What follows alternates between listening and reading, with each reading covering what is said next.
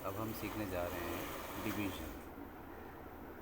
Division यानी divide हम कब करते हैं, तो बहुत अच्छी तरीके से समझ लेना चाहिए कि अगर ज़्यादा चीज़ों की कीमत दी गई हो और एक चीज़ की कीमत मालूम करनी हो तो हम डिवाइड करते हैं। मैं अगर आपसे कहूँ कि 5 पेन की कीमत हमें पता है कि वो आते हैं 400 रुपये के, और आपसे पूछा जाए कि एक पेन कितने का आएगा, यहाँ मल्टीप्लाई का बिल्कुल उलट मामला है। यहाँ ज़्यादा चीज़ों की कीमत हमें दी गई है और एक चीज़ की कीमत हमें मालूम करनी है। मल्टीप्लाई में होता है कि एक चीज़ की कीमत हमें दी जाती है और ज़्यादा चीज़ों की कीमत हमें पूछी जाती है या मालूम करनी है। जबकि डिवीज़न में इसको बिल्कुल उलट है, ज़्यादा चीज़ों की कीमत हमें दी गई है और एक चीज़ की कीमत हमें मालूम करनी है। तो जब भी हमें ज़्यादा चीज़ों की कीमत दी गई हो और उसकी एक की कीमत हमें मालूम करनी हो तो हम डिवाइड करते हैं। एक पेन मालूम करने के लिए 400 को डिवाइड करना पड़ेगा 5 से। ऐसे भी डिवाइड करते हैं और यूँ भी डिवाइड करते हैं। 400 को डिवाइड करना पड़ेगा 5 से, दोनों एक ही बात है। तो 5 1 ज़ा 5, 5 8 ज़ा 40, 0। इसका मतलब ये है कि एक पेन की कीमत 80 रुपीज़ है। तो अगर 5 पेन हम ख़रीद के लाए हैं 400 रुपये के और हमें पता चलाना हो कि एक पेन कितने का है, तो हम डिवीज़न का अमल करते हैं। एक मिसाल और ले लेते हैं। मिसाल के तौर पर 8 कॉपीज़ की कीमत हमें बता दी गई है। 8 कॉपीज़ 320 रुपीज़ की आती है। पता ये चलाना है कि एक कॉपी कितने की आएगी।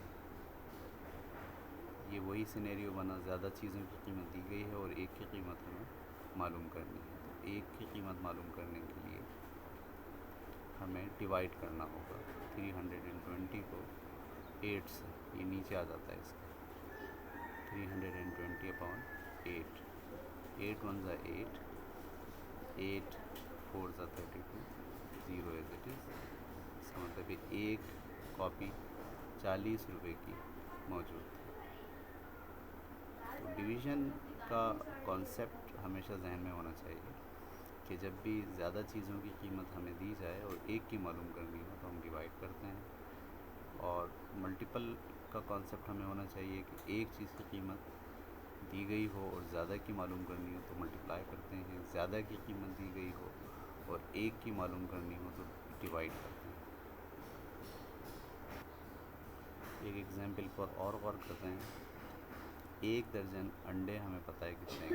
एक दर्जन अंडे यानी 12 एग्स की कीमत हमें पता है कि 72 रुपीज़ है। अब सवाल ये है कि एक अंडा कितने का पड़ा। एक अंडे की कीमत मालूम करने के लिए हम इसको डिवाइड करेंगे। एक एग इज़ इक्वल टू 72/12। 12 जो है वो 72 के नीचे आ गया। 12 1 ज़ा 12, 12 6 ज़ा 72। इसका मतलब एक अंडा 6 रुपये का हमें पड़ा। ठीक है। ज़्यादा चीज़ों की कीमत दी गई हो और एक चीज़ की कीमत मालूम करनी हो तो हम डिवाइड का अमल करते हैं। एक एग्जांपल और ले लीजिए। हम कहें कि 4 पर्सन्स की जो सैलरी है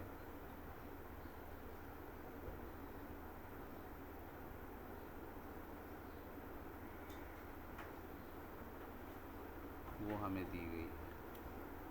फ़र्ज़ कीजिए 32,240, 32,240।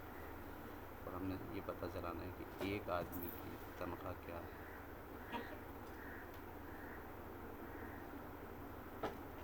ये हमें पता चला। यहाँ पे भी वही सिनेरियो बना कि ज़्यादा चीज़ों की कीमत हमें दे दी गई है और एक चीज़ की कीमत हमें मालूम करनी है।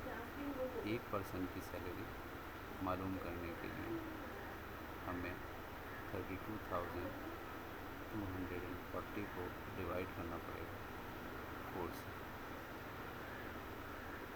4 से इस 32 को हम काटेंगे, 4 8 ज़ा 32, 8 आ गया।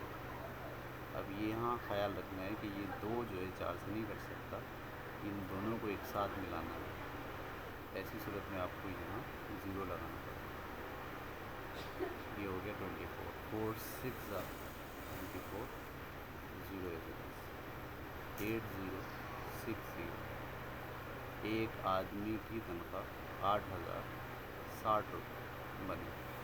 तो ये बात फ़ाइनल हुई कि ज़्यादा चीज़ों की कीमत दी गई हो और एक चीज़ की कीमत हमें मालूम करनी हो तो हम मल्टीप्लाई का प्रोसेस करते हैं, डिवाइड का प्रोसेस करते हैं। एक चीज़ की कीमत दी गई हो और ज़्यादा की कीमत मालूम करनी हो तो मल्टीप्लाई करते हैं। ज़्यादा की कीमत दी गई हो और एक की कीमत मालूम करनी हो तो डिवाइड करते हैं।